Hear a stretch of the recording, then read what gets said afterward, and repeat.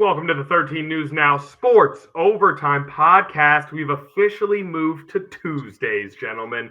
That's going to be our goal. Tuesday every week we film. It gets posted the next day, hopefully.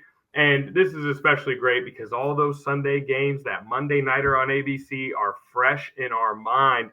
Let me first welcome, I don't think he got a lot of work done this weekend because the new Taylor Swift album dropped. Brian Smith, did you even watch any football games? I might have watched one or two. Sorry, Swifties. I respect what she does, but no. He had the games on mute and he had Life of a Showgirl in the background. All right, the man can multitask. And then, of course, he just hit us with an iCarly reference right before we started the filming. Welcome to the pod. I said I feel like the Freddie of the group. I'm back here switching. I'm working the cameras and everything like that. It's a compliment, honestly. Compliment to myself. Shane, you like the DJ, baby. You're on the wheels of steel. That's right. Call me DJ Envy. These are much cooler ways to put it. Both of those were much cooler than Frederick from iCarly. First of all, Freddie's a legend. Don't you dare diss Freddie. One of the greatest Nickelodeon shows of all time.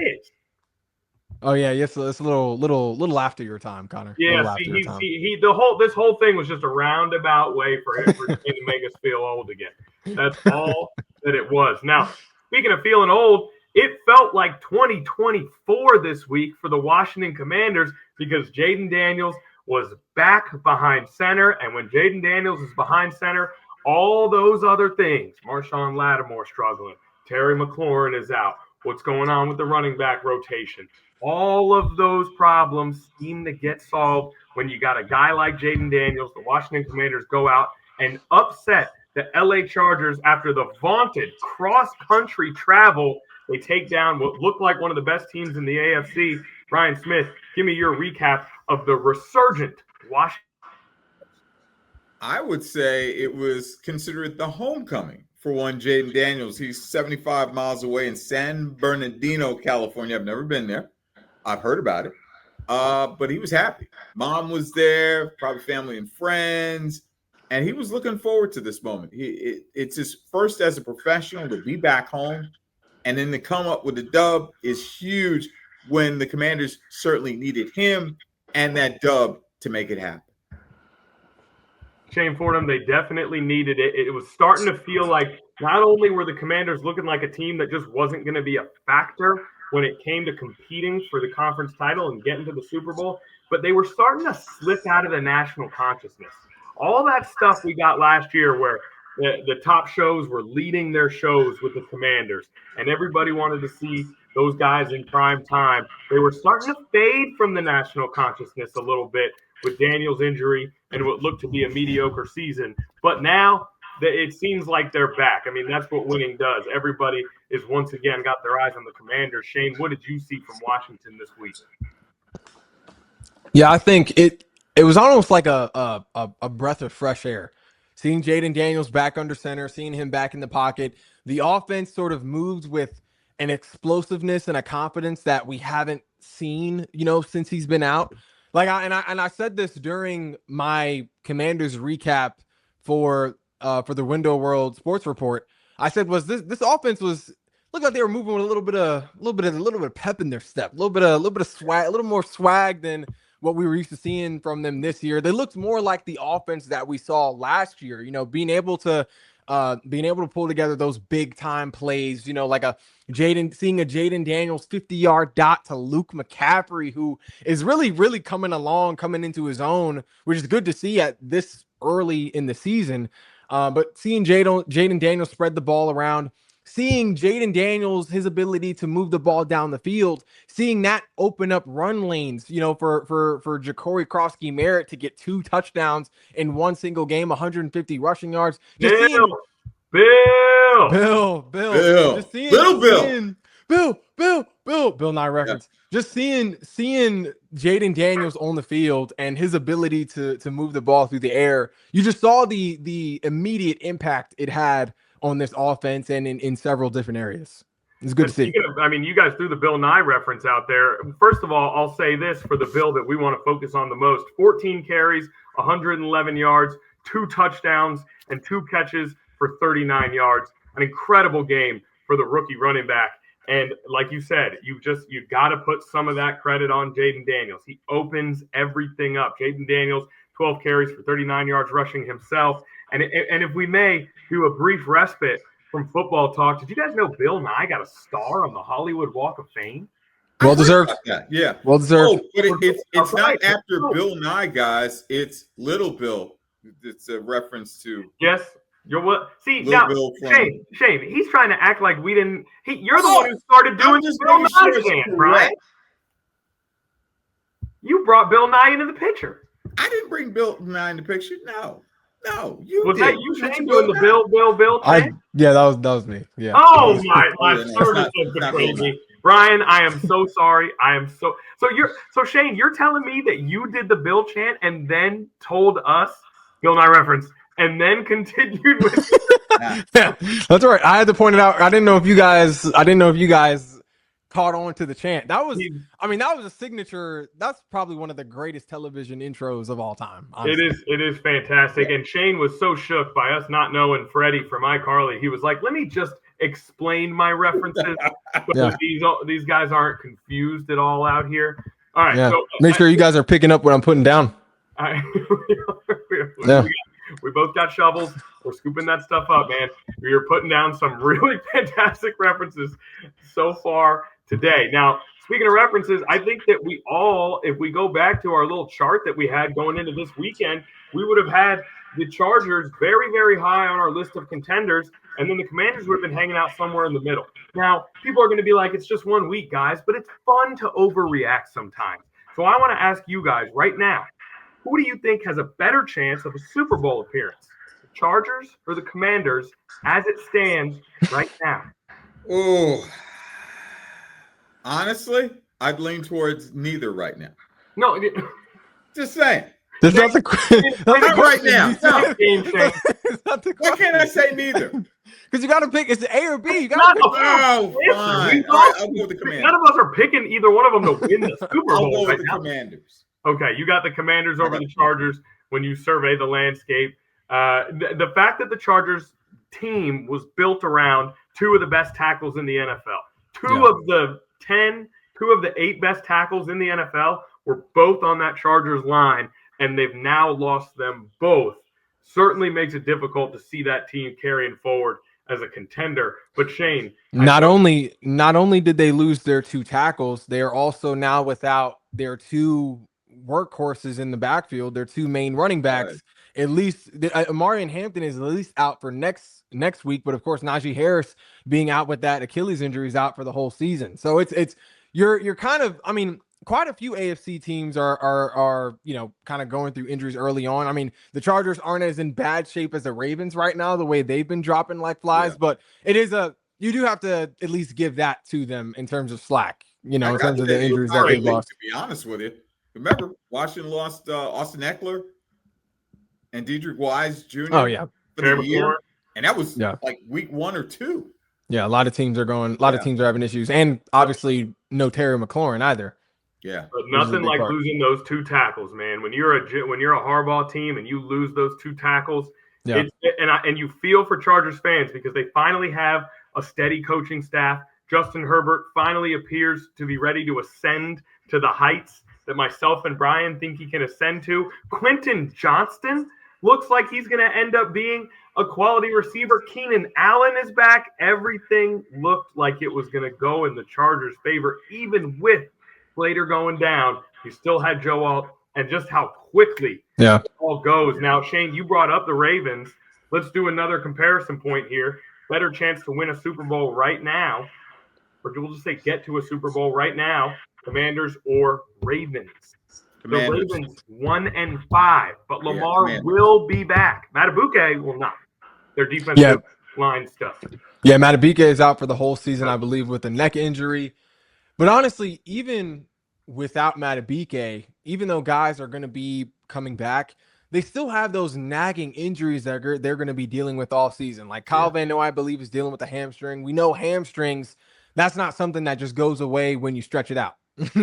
That's a nagging injury. Jair Alexander, I'm not totally sure what his deal is, but I mean, now I know y'all are gonna get mad at me. Part of it is age. Part of it, he's an older guy now. He's one of the older guys in the league. He has a He's problem been dealing. with it. I don't. He's been dealing with injuries. I don't. He's been dealing with injuries for a few years now. He has a history of being injury prone. So that Jair Alexander is another guy. And then you also have Hey, B. Smith.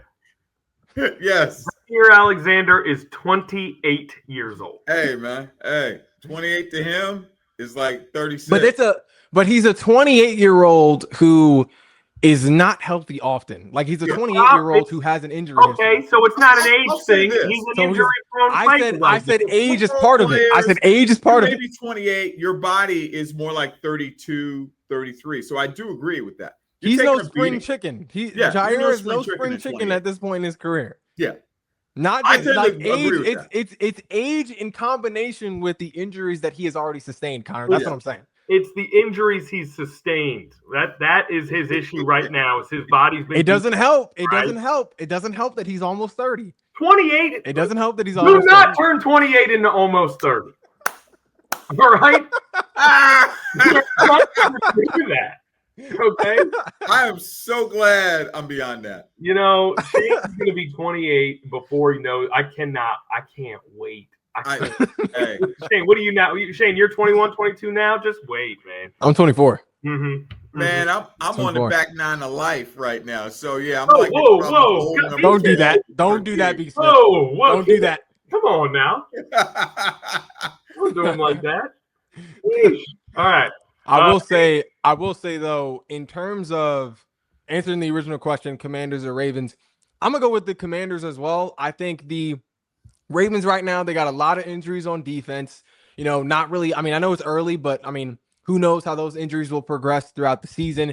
And then on offense, even with a healthy Lamar Jackson, I mean, Derrick Henry's having struggles, you know, and we know the run game of Derrick Henry, well, really the run game of this Baltimore offense between Lamar and Derrick Henry in tandem is really the tone setter for their production. You know, it opens up the passing game for Zay Flowers to get cooking. We've seen flashes of prime D-Hop, you know, at certain points in the season. Like the run game that is established by Derrick Henry, which Lamar Jackson also feeds off of, is the tone setter for this offense. So I'm going to go with the Commanders just because I think also the NFC is a little more open right now. And we know how a healthy Commanders team, or at least with a healthy Jayden Daniels, is capable of pulling off a surprise. I think Jayden Daniels is more likely to surprise people than Lamar Jackson. I think in terms of surprising people, maybe, but I still think a healthy Lamar is the second best quarterback in the NFL, third at worst. So we're, you know, in terms of, it's great to surprise people, but it's much more valuable to be the best on any given night. I still think Lamar has that, but man, it just feels like it's going downhill doesn't it just feel like a quicksand type of year where there's not going to be, it just, everything is going wrong. The defense isn't as good as they thought. Their most important player on defense and their most important player on offense have both gotten hurt.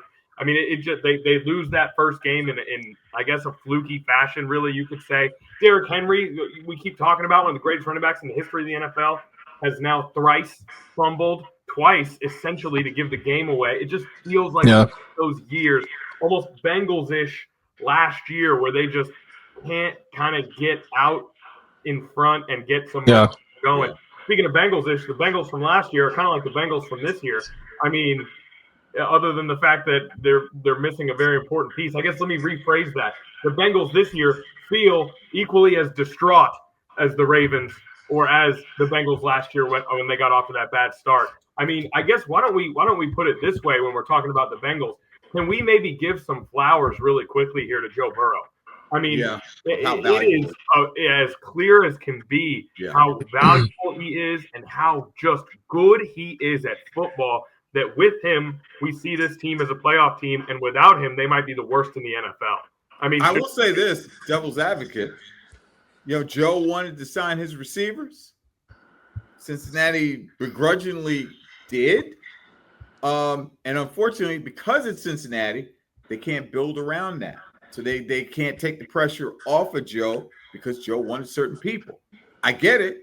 That's the way, it's quarterback. He's running things, but if something goes wrong, there are other parts that they can't take care of right now, and that's kind of why they're free falling right now. It's because of the organization.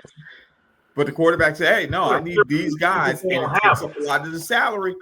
They can't. You say they can't take care. They can't take care of Joe. That's the problem. Exactly. Because they paid all that money to Jamar and T. Higgins. Two guys who obviously have played at the level of money that they are currently earning.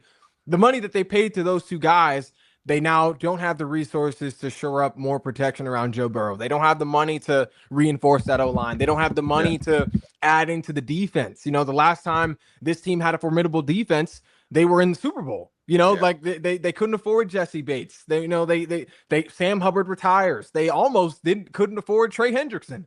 So it's just they almost couldn't afford Shamar Stewart, their first round draft pick this year. So they kind of put themselves in this hole that they are currently in. And it's hard to expect Joe Burrow to get you over the hump when he just has nothing but just nothing but floodgates in front of him where he has maybe, 2 seconds at most to throw the ball on an average play. I mean, I completely get what you're saying, but I just don't think we can blame if you're an NFL organization and you've got talented players on their team that you want to sign, you got to figure it out, man. I mean, if the Eagles can afford an all-star team, right? And if the Chiefs can afford Mahomes and Kelsey, and we just go on down the list. Lots of teams have expensive players. Yeah. And they're able to figure it out. The Packers can afford Love and Parsons. You got to figure it out, man. You got no one is. I'm not like trying to make excuses for the organization. My thing is the organization. I'm questioning the organization. Like that's what I'm doing. For getting paid. For what it's worth, let's update things. Of course, today the Cincinnati Bengals they wind up getting Joe Flacco in a trade from the Browns. Old man Joe. Can I say that? Can I say that? Call him old. I'm okay with that. He's about 39. He's 40, isn't he? He's about 40, 45. He's pushing 47. He's not quite getting his AARP card just yet, but he's in line. He's knocking on the door to stand in line for it. He looks young to me. All right. I got no problem with Joe Flacco. I will not call anyone old man Flacco. That is not going to happen. That's respect. It's a respectful term. Beard a little bit. Is there some gray in your beard yet or not? I got to ask. I don't want to talk about it. I don't want to talk about it. These laptop cameras have no precision. They discolor everything. Okay. Right?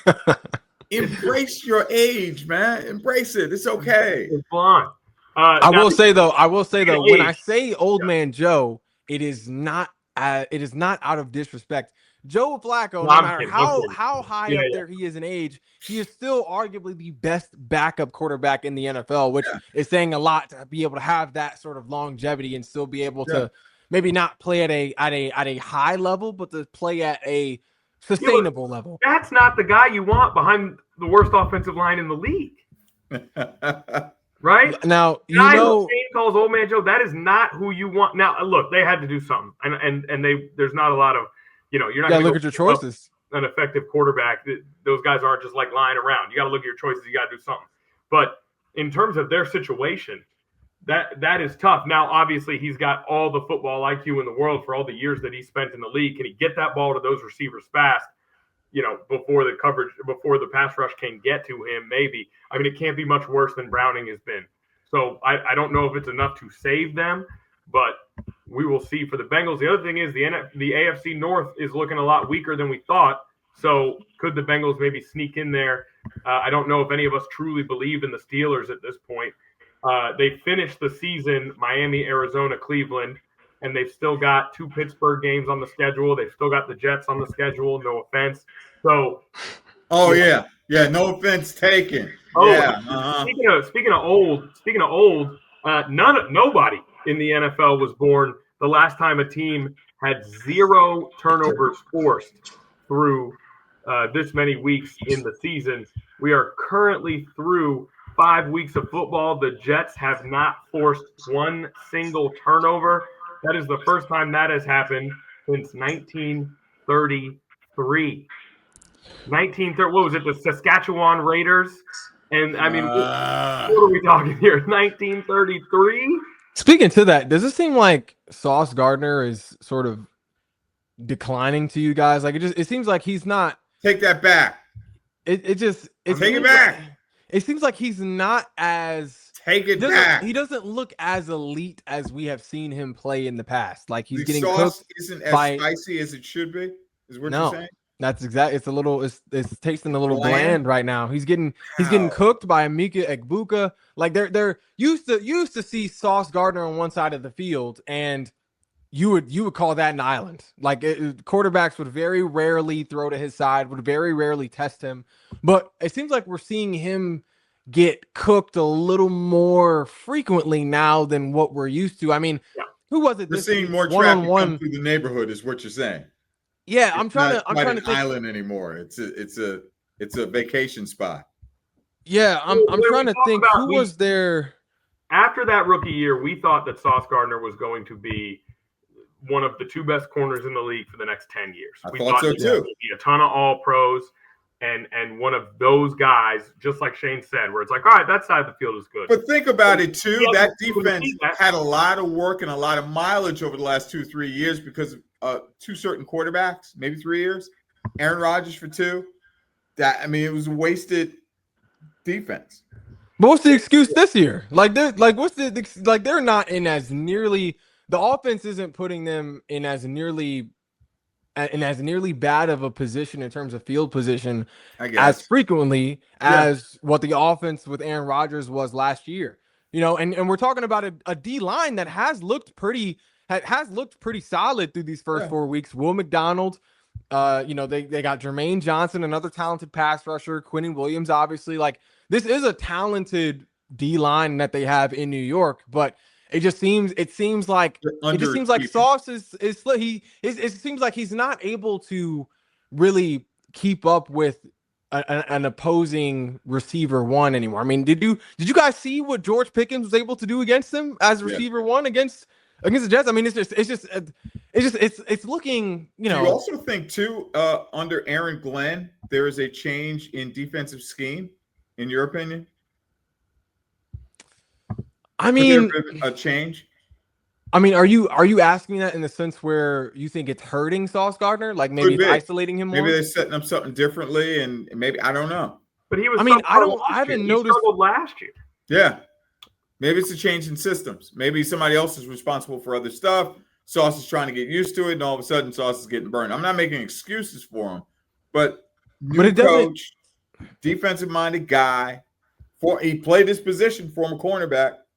From what I've seen, it doesn't seem like they're playing man coverage necessarily any more or more frequently than they were last year. So I don't know, like what would be different enough in a sense to where it's throwing him off. I mean, because like you said, Connor, I mean, we were already seeing the decline last year as well, but you could attribute that to the difficult position that the offense put them in as well, with how unproductive that squad was last year. But I mean, it's hard to blame an Aaron Glenn scheme as well, coming off of the year he had last year.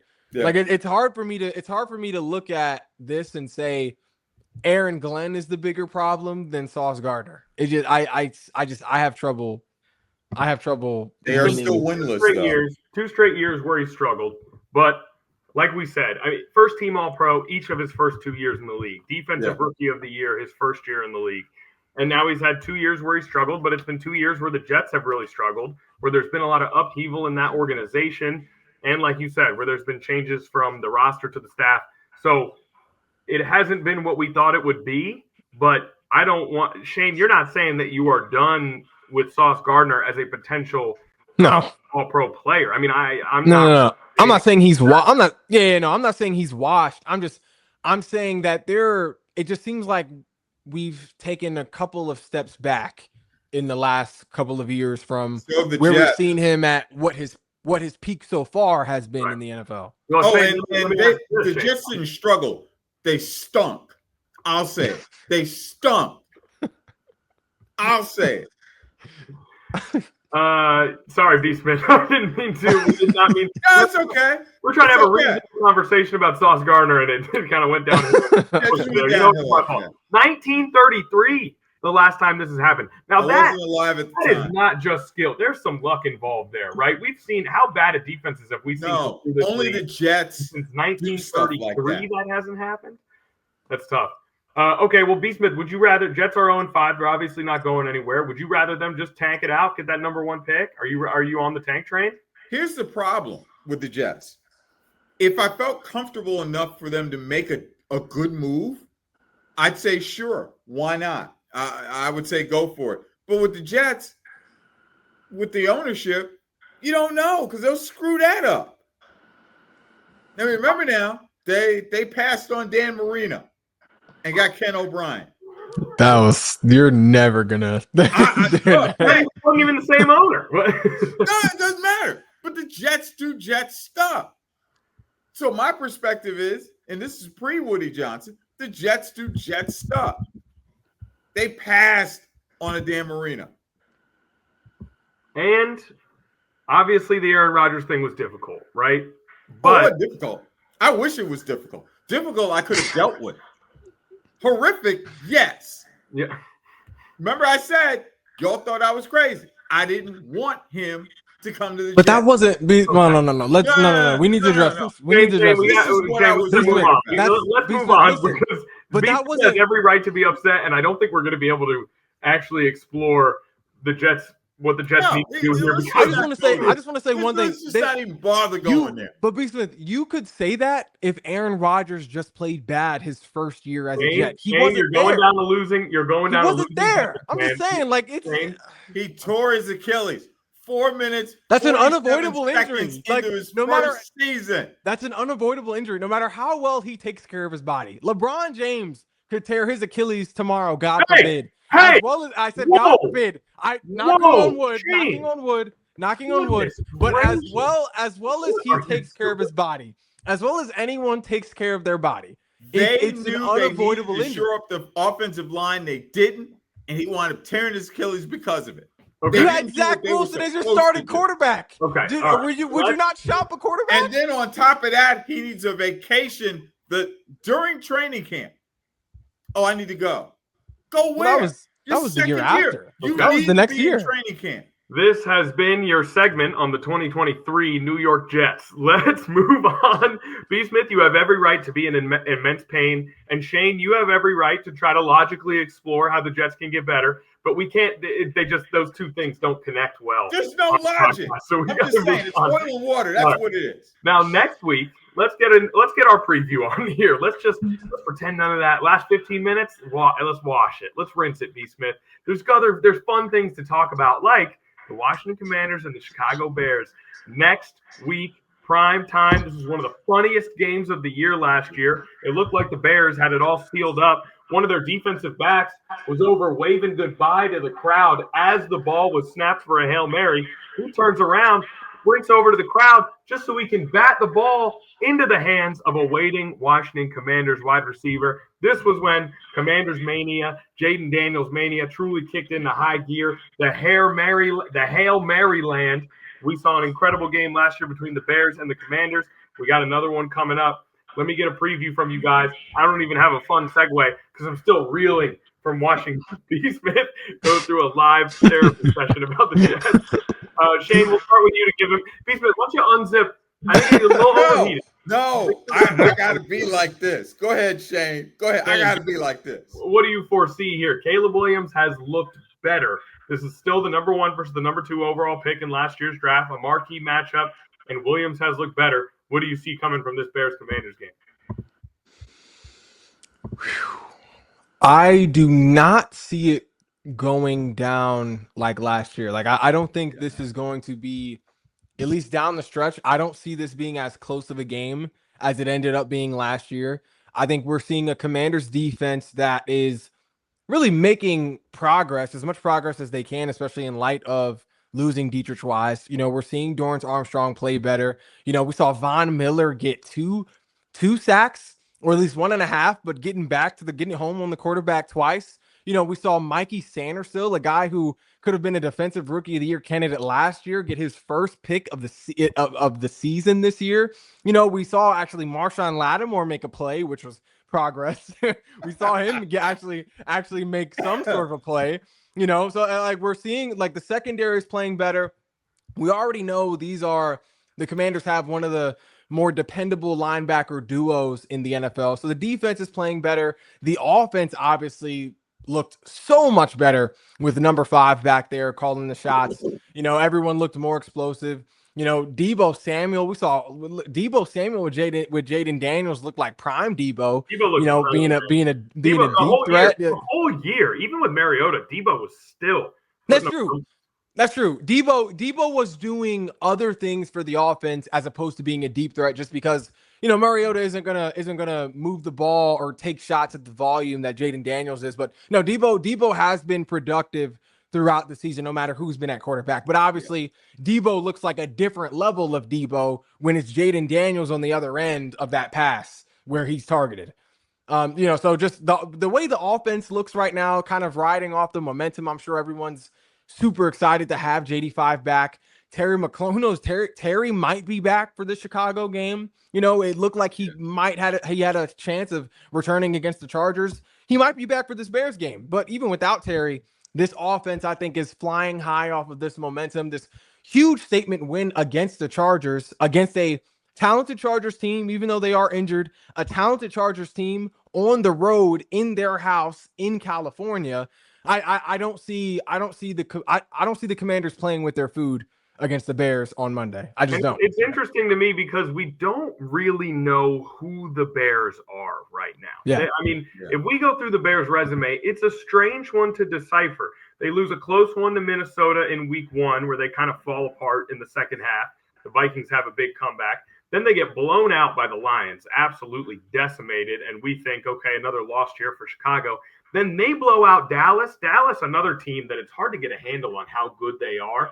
And then a 1-point win over the Raiders, who, for all the faults we talk about with the New York Jets, I actually think the Raiders might be the worst team in the NFL. The Raiders look like they have already punted on the season. The Jets have 3 losses by 1 possession or less, but I digress. The Raiders do not look good. So the Bears, in terms of their schedule, it's hard to look through at a 2-2 record and know exactly who they are. They've got Ben Johnson, obviously, as their new head coach, and all the talent in the world at their offensive skill spots. I'm looking forward to this, one, to see Jayden Daniels continue to get back to his old self, but also, two, I'm really interested to see who the Chicago Bears are. I just do not have a handle on this team at all. And so it's hard for me to even call where this game is going to go and what it's going to look like because I just don't really get the Bears yet. I hope Williams had 1 really good game, in 3 average games. I lean with Shane a little bit on this. I think the Commanders will likely win the game. What I am hoping for is that with Caleb Williams and his development, we may be seeing these two hopefully matched up over the next 5 to 10 years, because this could be one of the great rivalries of 2 young quarterbacks shaping the rest of the NFL. That's what I'm hoping for. And I don't know it's going to end like it did, but I'm hoping that will be the case, that this will be a decent game. Yeah, go ahead, Shane. Go ahead. I was going to say, piggybacking off of you, this isn't a terrible Bears team. We're seeing up and downs, but lately, at least the past 2 weeks, it has been trending up. I think on defense, obviously defense was one of their weaker points in past years. They're not terrible, but are they good? Do we know that they're good? Yeah, I'm not ready to say they're good by any means, but they are trending upwards. They got guys on. They clearly have certain guys on defense that are capable of making plays. Kevin Byard has really looked like a stud since entering Chicago. Looks way better than he did in Philly, the down year the Eagles had. Kevin Byard was able to make that was such a promising pickup, by the way. I'm sorry, I don't mean to. No, I understand. Shane and I aren't going to fan out here, but that was such a promising pickup. Safety was a huge weakness for us. We looked like we were Super Bowl bound at that point, and then he was not able to bring anything to the table. So weird how certain players situation just matters so much. Yeah. Even good situations that aren't a good fit can It's where really take things. And we see it now. How crazy is it that Sam Darnold looks like one of the best quarterbacks in the NFL? And that Baker Mayfield might be the MVP of this league right now. Who knew? So more and more. And that Jared Goff, I've got a take for you guys about the Lions. Daniel Jones looks like he's a good NFL quarterback. I mean, more and more now, we're just seeing that if a guy fails at his first stop, it's not time to give up on him just yet. Now, you talked about Jayden Daniels, Caleb Williams. If Caleb can continue to steady his career a little bit, we might see the next great quarterback rivalry. But it looks like that draft might be 3 for 3 because Drake May made some big plays in that Patriots-Bills game. The Patriots topple the Bills. They give them their first loss of the season. Stephon Diggs with the revenge game. And Drake May just made some plays in particular. I hate describing plays on the pod, but it might have been the play of the weekend. He's getting dragged down. He holds the defender off and flips it to Stephon Diggs for what would become the most important play of the game. I mean, the strength to stay on his feet there and then the wherewithal to actually make a play. If he had thrown it out of bounds, it would have been incredible not to get sacked. To actually make a play. I mean, Drake May, talk about overreacting. It looks like he may be headed for stardom as well. The Patriots also look like they might sneak into that 7th seed. We talked about the bottom of the AFC looks weak. What did you guys think? Is Drake May ready for prime time, or was this well? I don't think it's a one and done. I don't think he's a one-hit wonder. I saw the play and I was like, that's kind of Brett Favre-like. Just throwing from a different angle. Why not? And I don't think we saw that at North Carolina. Didn't know he was capable of doing that while he was at North Carolina. But he's doing it now. Here's my question for Shane Ford. Shane, you're starting a franchise. They say we've got 2 quarterbacks that we can offer up to you. Would you rather start your franchise with Drake May or Cam Ward? Ooh.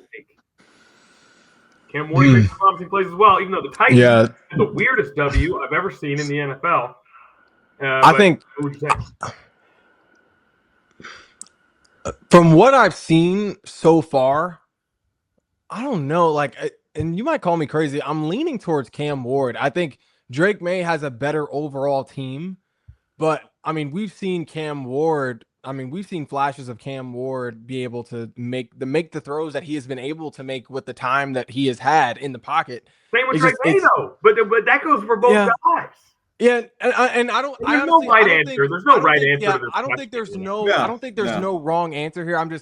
I'm leaning a little more towards Cam just because he showed me things that I didn't think he had in his bag, like the crossbody throws on the run, dots on the run. Like I didn't think he had those type of throws, that type of. Oh, you didn't watch the U last year. He had the most arm talent in college football. He did. I'm not just talking about arms, those side arms, all that.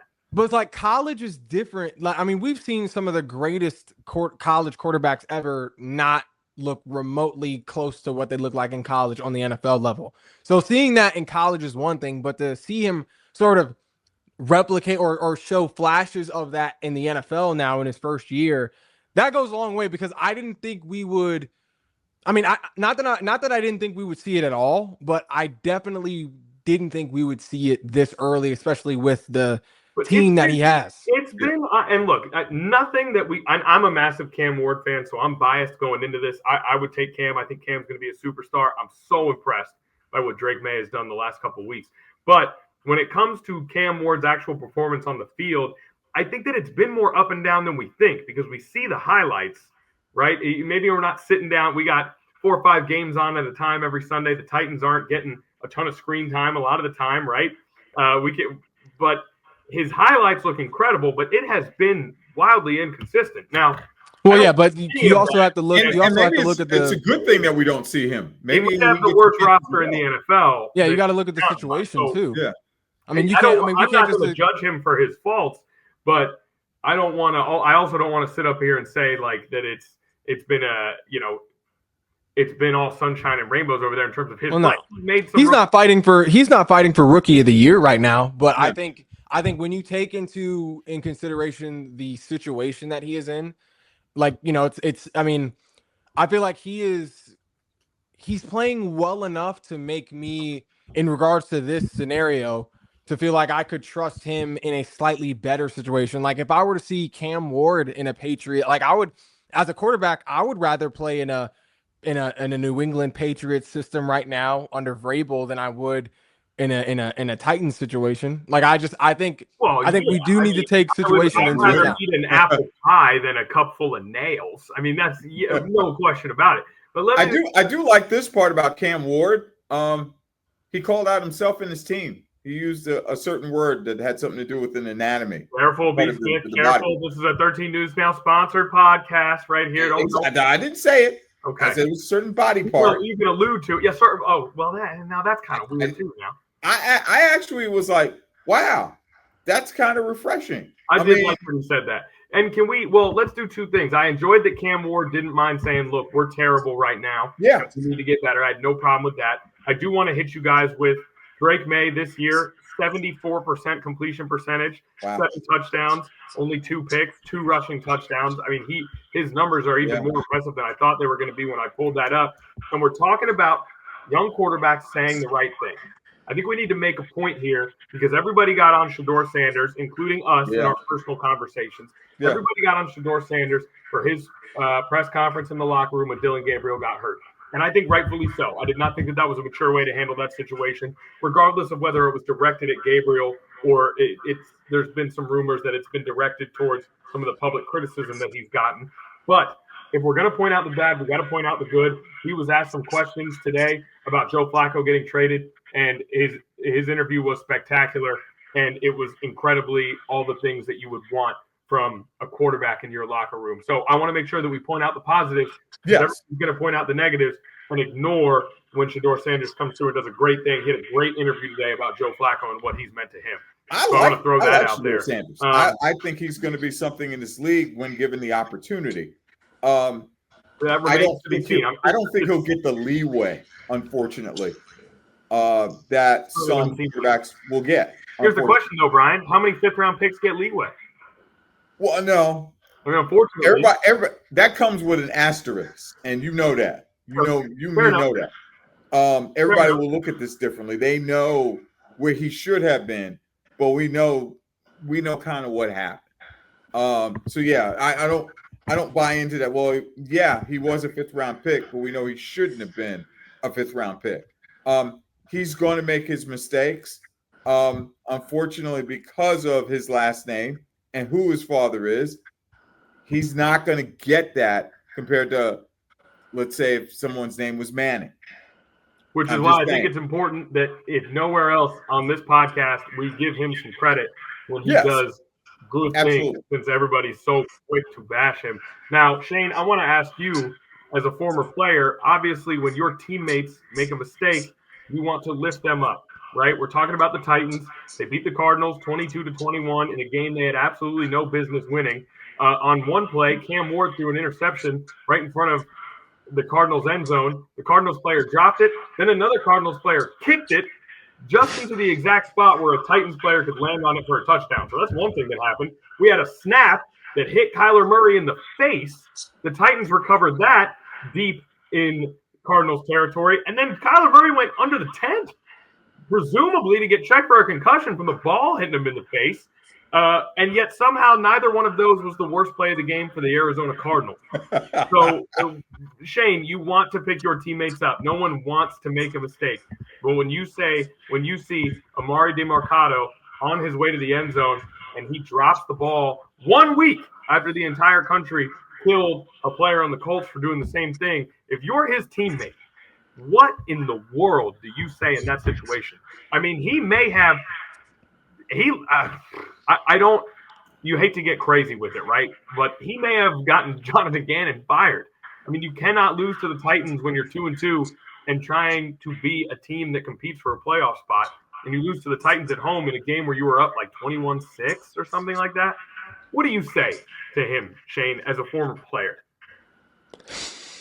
Honestly, it's tough. I mean, as a teammate, you have to, like you said, you have to be willing to, or you have to be willing to be able to pick your guys up and not make them feel worse about it. But at the same time, because I honestly don't think anyone is going to be more harsh on you than yourself.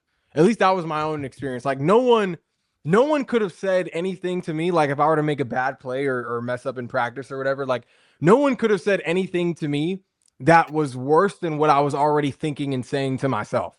Yeah. So he's already, especially making on a stage like that, the situation of the game that it was, how it would have turned the tide for the Cardinals. Like he is already going through his own self-imposed mental punishment, at least for a stint before, moving on to prepare for the next week. Cause you got to be able to do that. You got to be able to shake it off and move on to the next week and be better. But there's nothing anyone around him can say that is worse than what he is thinking.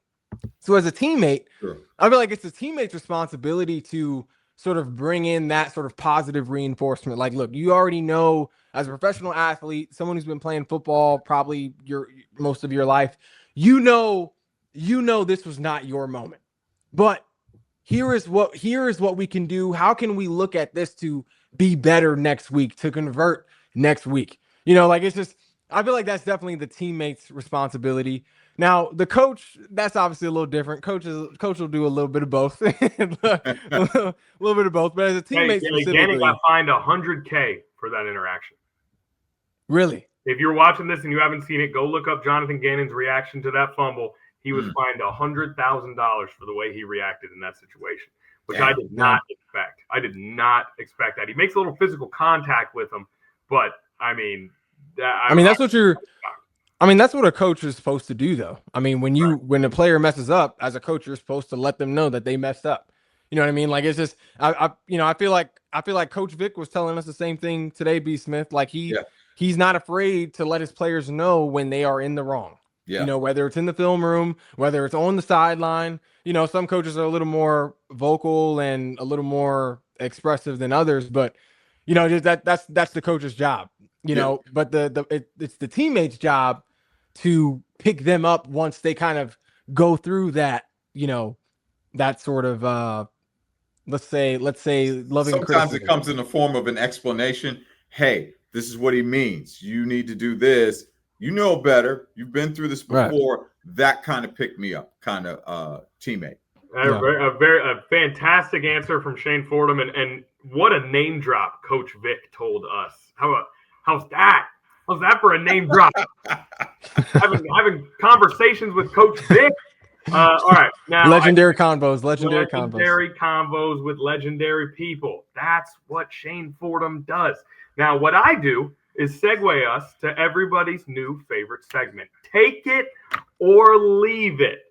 I'm going to throw some takes out there that I don't know if I'm even ready to take them or leave them, but they're knocking around my head, and so I want to throw them out there and let you guys decide for me whether it's a reasonable take to go with. Last week, you guys actually ended up agreeing with almost all of them, so I've tried to go a little further this time. All right? Are you guys ready to start a little take it or leave it? All set. All right. Number one. First take. Having a bad or goofy or weird introductory press conference as a head coach is a good sign for your future. And I will tell you why. Nick Sirianni made a weird metaphor about planting flowers and having the petals bloom, and that's what he was going to do with the Eagles. He got crushed for it. The Philadelphia media, not the kindest when it comes to those sort of things. He's only a Super Bowl champion. Coach Campbell over in Detroit talked about biting kneecaps off of dudes, going straight cannibalism in his introductory press conference. And he is now considered one of the best coaches in the NFL, and the Lions look poised to be a contender once again. And that brings us to Liam Cohen. I cannot disrespect the man who has led the Jaguars to the tippy top of the AFC. Liam Cohen did not know how to pronounce Duval. He had no idea. Duval. He emphasized the wrong syllable. Everybody crushed him for it. And here the Jaguars are, taking down the Kansas City Chiefs on prime time Monday Night Football, and they appear to be one of the best teams in the AFC. Having a bad or weird or goofy introductory press conference as a coach, that's a good sign. You better be looking for your new coaches to do something weird in their introductory press conference. Take it or leave it. I'm leaving it. And you want an example? Adam Gase. Remember his press conference? Oh gosh. The whole time. No. The whole freaking time. No. Okay. Leave it. Can we distinguish? Gosh, that's a good one, B. Smith. That's a good pull. With the Jets, yes. Should have made it Yeah, I'm bringing up the Jets, yes. Now, there's a difference between saying goofy or weird things versus looking like you're having some sort of caffeine-induced breakdown, right? I mean, that was more frightening than anything else. I'm talking fun, goofy. That Adam Gase made a little bit more frightening than anything else. I'm leaving it. All right. I want my head coach in the introductory press conference to be normal. Whatever normal is by today's standards, I don't need him going like this or like Nick Sirianni, which worked out. I'm happy for you as an Eagles fan, Shane. But no. Shane, Duval. Turns out it was a good sign, Shane. That was nice. I get it. But no, we've seen too many others that it was touching the third rail in my eyes when it came to Adam Gase. I was like, Adam Gase's eyes were touching the third rail in that press conference. Yes. All right, you're leaving it. Shane, are you taking it or are you leaving it?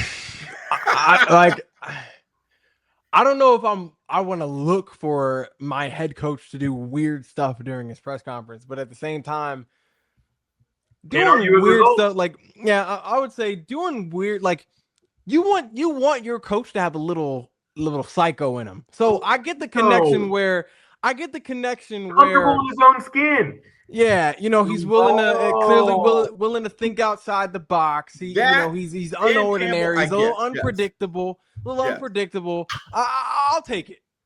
I'm leaving. There's nothing wrong with a little crazy in your coach. No, this is not that crazy. I want you guys right now. The Jacksonville Jaguars are 3-1. Their only loss was to the Bengals by 4 points in a game that they really were in position to win, and they kind of choked it away. Their last 3 W's, Texans, Niners, Chiefs. Do we think that the Jacksonville Jaguars are a real contender? God, that's crazy to say. Where are the Jacksonville? I don't even want to ask if they're a contender because that's such a big leap after 5 weeks. But the resume looks good. Where are we on the Jacksonville Jaguars? Is it a take it or leave it? No, this is just I wanted to use Liam Cohen's success combined with his weird press conference or his goofy moment as a jumping off point for the Jaguars discussion. It's time to talk about the Jaguars. I'm not ready yet. I'm not sold yet because it's too early. It's a long season, man. I'm sorry. It's nice. They beat the Chiefs in prime time. I think it's fantastic. I think it's great. But I'm more concerned middle of the season towards the end. How are you playing then? Because then we've seen teams, yes, even the Bengals make late runs. What did they win, like 7 straight, like 3 years ago? No, I know, but all we can do is judge based on what we've seen right now. Right? Yeah. So you're going with you don't know if they're legit. You don't want to. Not yet. It's too early. It's great quality wins. I'm not taking that away, but I'm not quite convinced yet. Do you think they're better or worse than the Pittsburgh Steelers? If you had to pick one of those two teams to make the better, okay, all right. So that's about where you're at. Okay, Shane, Jacksonville Jaguars, for real or not for real? Oh, do the Duval thing. No, I'm not doing that.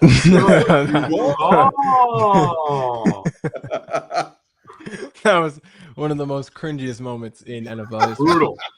Duval. Do the real one. No. Come on.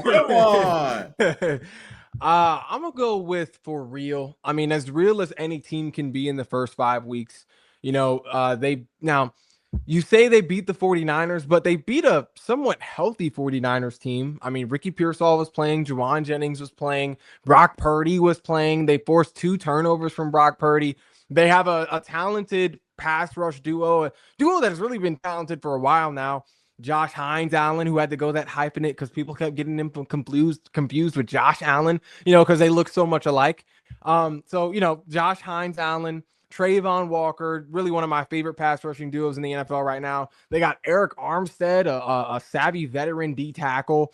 And we saw how formidable the defense really is against what will likely be one of the best offenses by the end of the season, as soon as they get all those little final pieces back together, and sort of they put some oil in the door hinges and, everything's moving a little more smoother towards the postseason. But I think last night's win does. You oil your door hinges?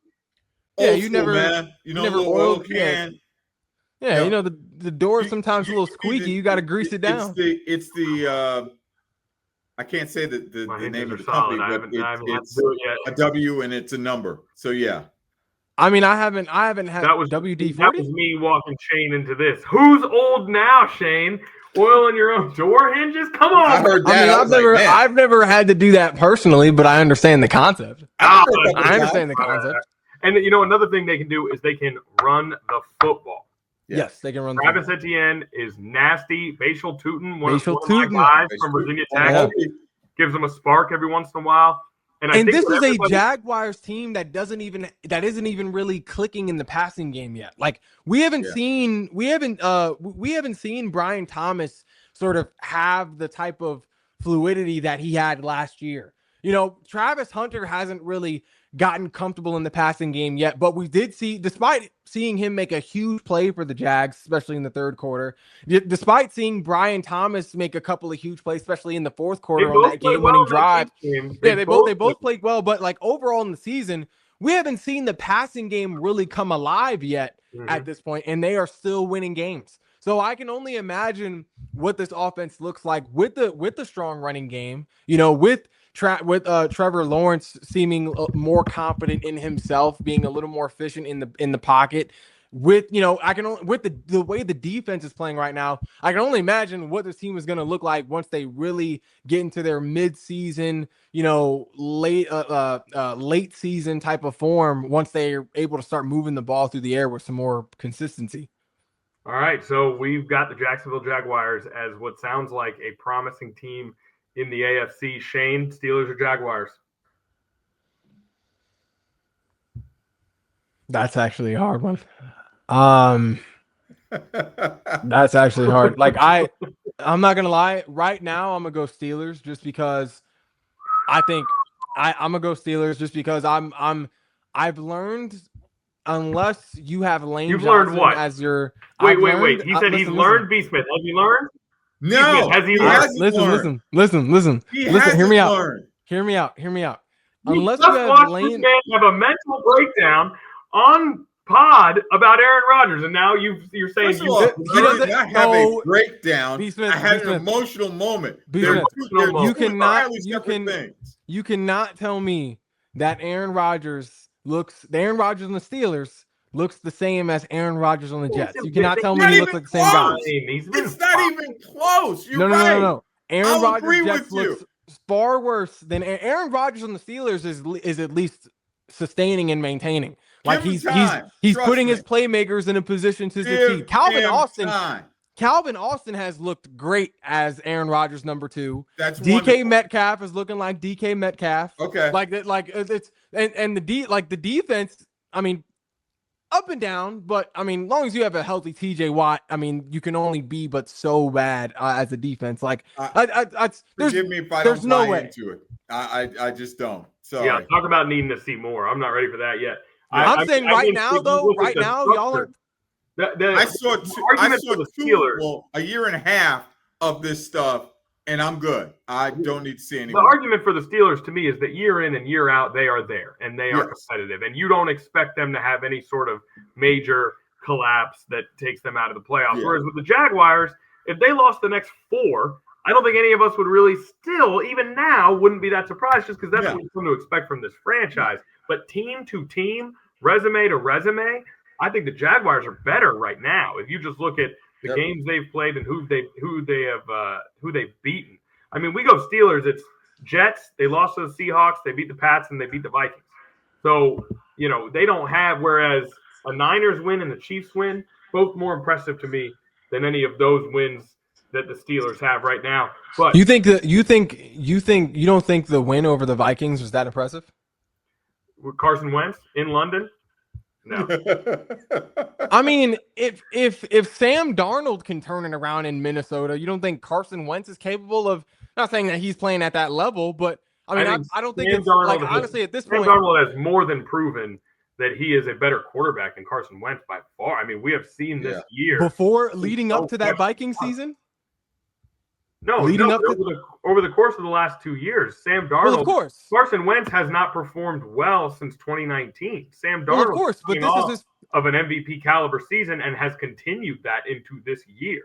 So you cannot put those guys in the same tier. You can't say if Sam can do it, Carson can do it. Those guys are no longer on the same tier. You can't compare those guys anymore. But what I'm saying is, who is to say Carson Wentz wouldn't? Now it's crazy to predict that Carson Wentz would be leading the league in passing yards his first year on the Vikings, but if Sam Darnold was very bad before Minnesota, like that. I remember, but we've seen him improve though.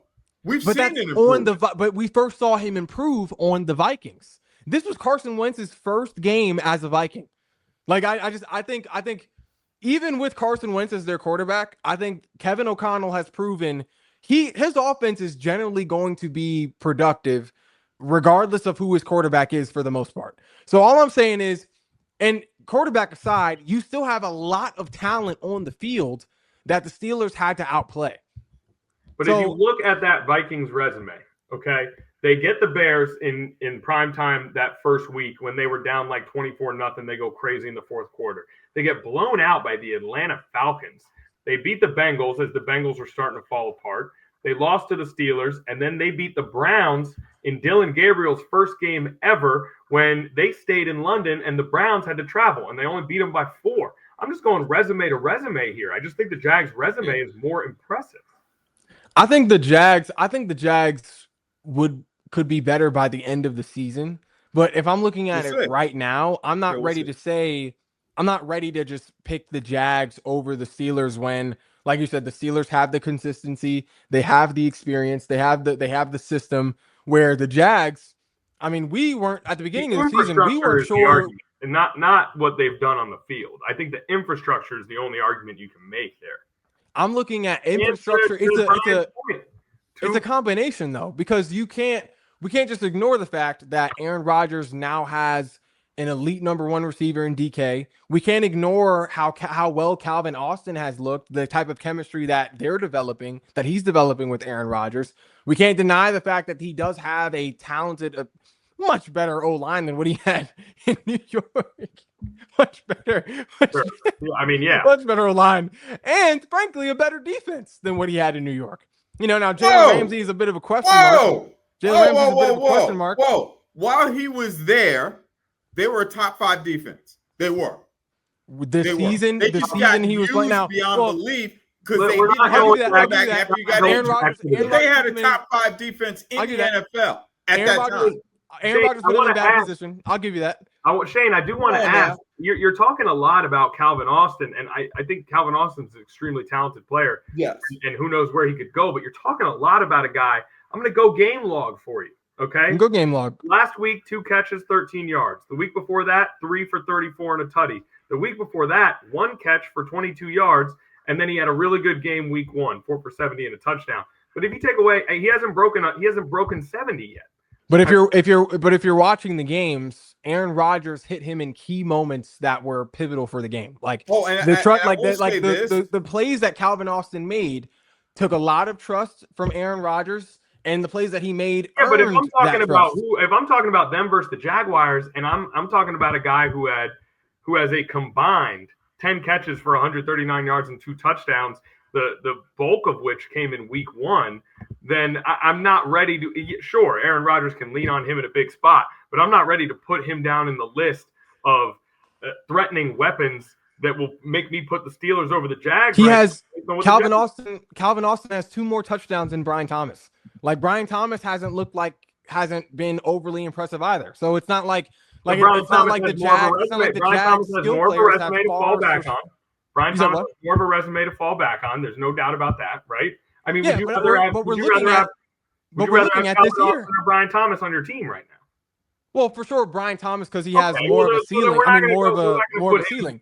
We're not going But to you put them said, in the same category. but you said on what we've seen. But you can't use Calvin Austin in this argument like it's a major feather in the cap of the Steelers as a contender right now. He's a solid piece, but he's not one of those guys. When you go DK Metcalf, T.J. Watt, Calvin Austin, one of those three things is not like the other, right? But it's not. But I'm not saying Calvin Austin as if he is this elite playmaker. When I bring up Calvin Austin, I'm bringing up the fact that Aaron Rodgers has established a chemistry with his number 2 receiver very early, whereas it seems like Trevor Lawrence and Brian Thomas are still trying to figure it out.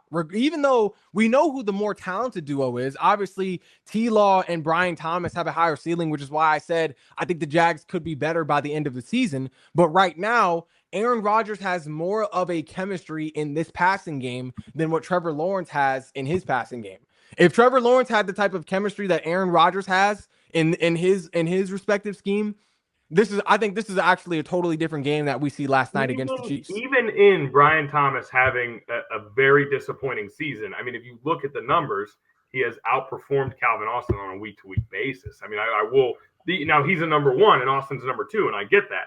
But still, I think there is one thing that we're all leaving out here: the final sort of defining, like, feather in the cap of the Jaguars and why they win this argument, why we would take them over the Steelers.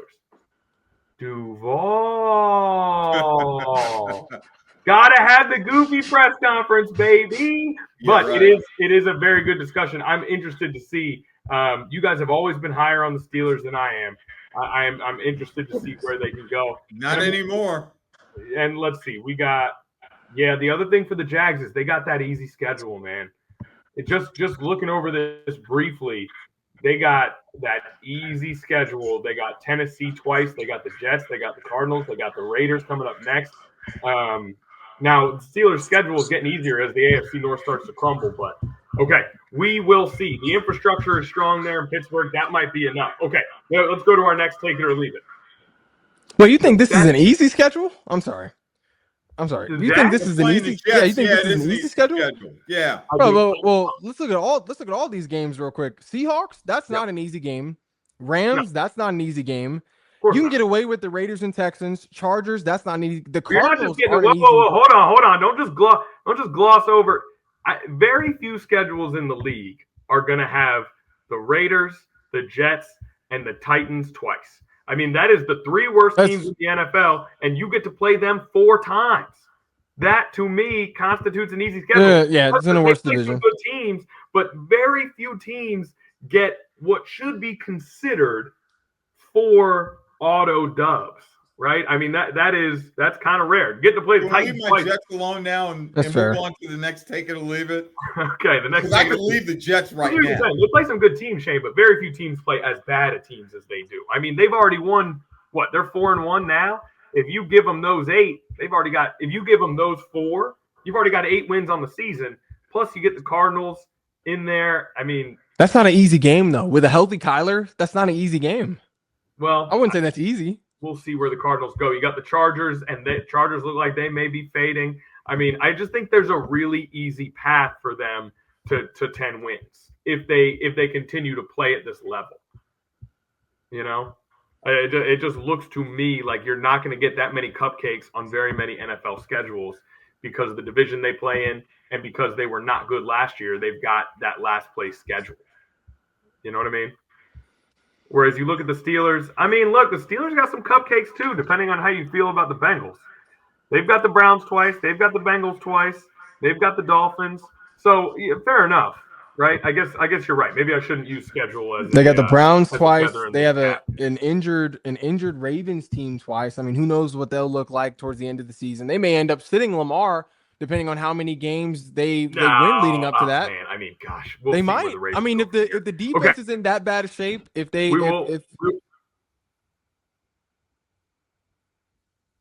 this team has any chance of sneaking into that 7 seed, which we think they will in a soft AFC, they're going full tilt for the second half of the season. But either way, it is a very, very solid debate. This might end up being our one of our debates for the year. It's already feeling that way, kind of Yeah.